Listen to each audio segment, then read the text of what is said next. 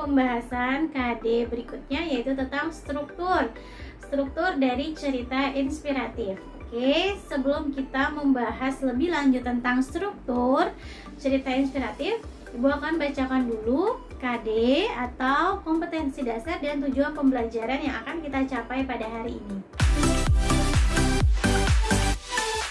KD yang akan kita capai pada hari ini adalah KD 3.12, yaitu menelaah struktur, kebahasaan dan isi teks cerita inspiratif, dan KD 4.12 yaitu mengungkapkan rasa simpati, empati, kepedulian, dan perasaan dalam bentuk cerita inspiratif dengan memperhatikan struktur cerita dan aspek kebahasaannya.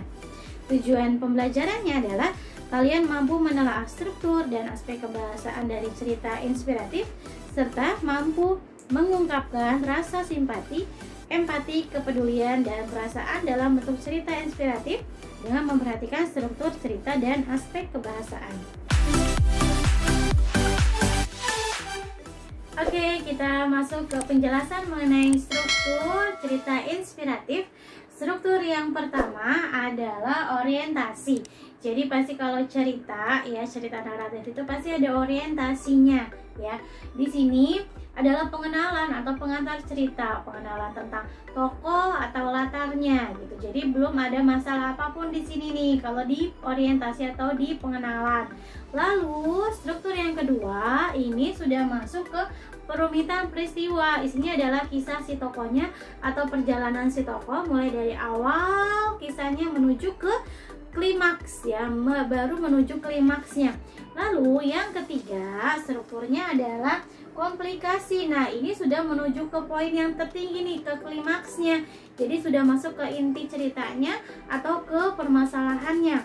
Fokus ke permasalahannya nih. Oke.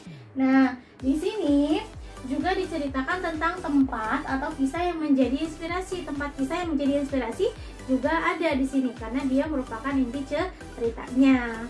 Oke, struktur yang berikutnya adalah resolusi. Nah, ini biasanya berisi penyelesaian atau terdapat peristiwa yang menyadarkan tokoh tentang kebaikan. Oke, jadi di sini menjadi titik balik si tokoh untuk menjadi yang lebih baik.